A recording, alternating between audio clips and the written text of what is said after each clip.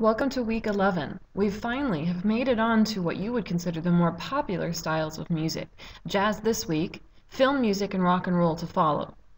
Only a few more weeks of the semester, so stick with it, and I really hope you enjoy these next few interesting types of music we're going to learn about. So jazz. The first thing we're going to talk about is a little bit of the history of jazz and what it is.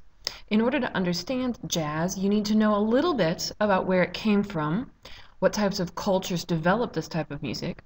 You need to know the definition of a jazz and understand that definition, and then try to understand why jazz is actually important when it comes to understanding all the different styles of music and how they develop in the 20th century.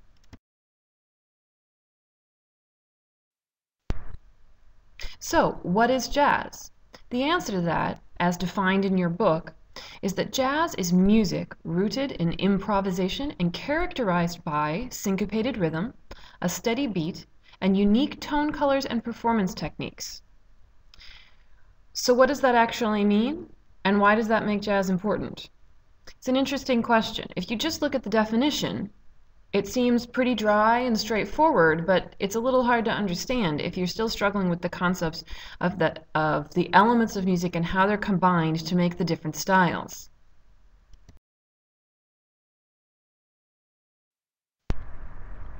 A few things to keep in mind as we try to discover what this definition actually means. Jazz is a popular genre or a popular style of music. And this semester, that's really all we've actually talked about. If you think back to the Baroque period, we talked about Baroque church music and Baroque dance forms and other forms of music that were very, very popular in the courts and the churches.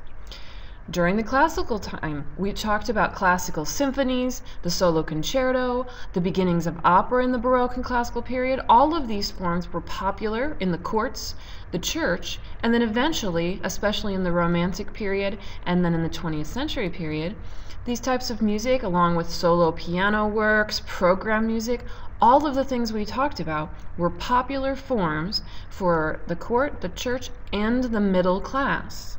The rising middle class really changed what people were looking for when it came to popular sound and music. It's why, as time progressed and we got into the Romantic music and then into 20th century music in particular, that music became the pursuit of the individual. It was no longer about striving to create music in particular forms because that's what was popular. Instead, composers strove to create music that really represented them and their personalities and lives. And if it caught on, fabulous, it became popular. If it didn't catch on, they still wrote in those styles because that's who they were. And remember from last week that a lot of the styles that you listened to became unpopular music. It became music that was basically created in an academic setting, or it was so individualistic that while it was still important and interesting, it's still something that's good to learn about because it shows us how far afield we can go when it comes to how music sounds and what music is defined as. But it never then was actual popular music in the sense that Romantic music might have been popular, or classical symphonies and opera were popular. In the 20th century, classical music forms, styles, and ideas became less and less popular. And in their place, other types of music, other styles of music, and other ways of combining the elements to create new styles of music became popular music. Because musicians and composers, especially in the 20th century, in the rising economic centers of the world, such as the United States and parts of Europe and Asia, they were really reaching out and connecting with each other, being inspired across the world by the cultural sounds of the different musics of the world. And that inspiration, along with the inspiration of just providing music that was fun and exciting for people to listen to, created a new idea of what popular music should be.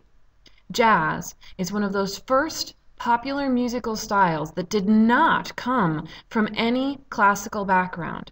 Instead, the people who created jazz and continued to build upon the foundations of early jazz were amazing musicians that had nothing to do with classical music. These were men and women that really struggled against adversity in their lives and wanted to create something in which they could not only get out their emotion, but in ways that they could connect with people around them and with the cultures around them.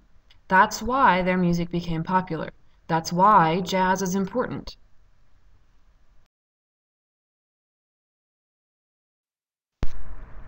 So again, why is jazz so important? Well, jazz changed the face of popular music in lots and lots of ways, and we're going to learn about that a little bit as we listen to the types of jazz that develop over the 20th century. Jazz also gave an excuse and an easy out to classical composers of the 20th century.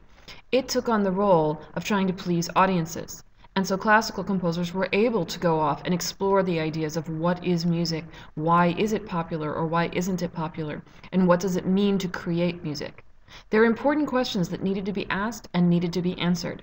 And jazz, along with the other new styles of popular music that developed in the 20th century, really gave classical composers an out so that they would not have to please audiences at all moments, as they did during the Baroque and the Classical eras. Jazz is also important because it was inspired by world traditions as well as American traditions. It wasn't inspired by the past forms of classical music.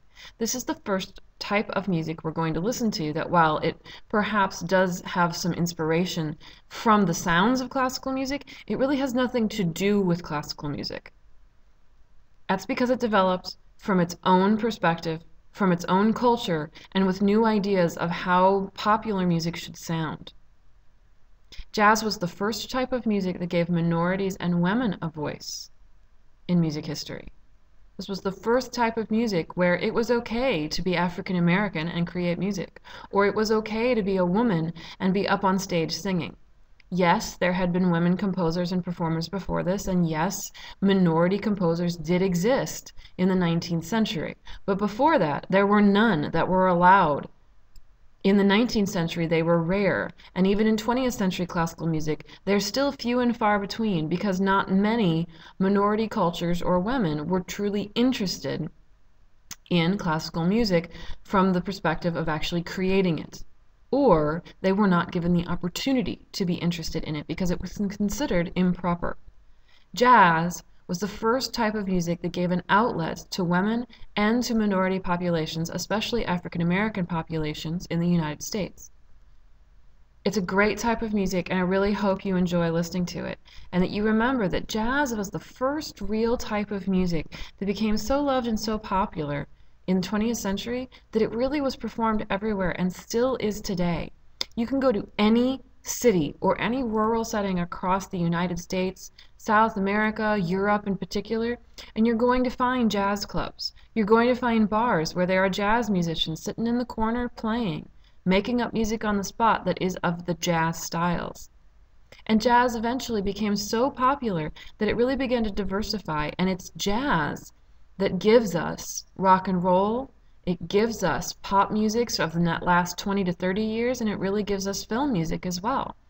All of the newest styles of music that you listen to in one way or another are here because jazz was created at the turn of the century and allowed for new styles of popular music to be formed that did not try to cater to an elitist audience.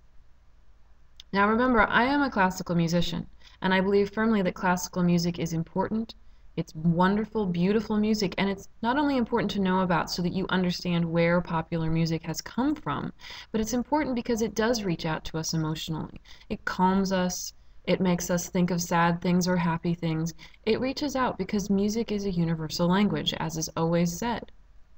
And classical music really, all of the trends you've talked about with me in the last 10 weeks are the reasons that jazz finally came into being and was allowed to develop as a popular culture and a popular style of music.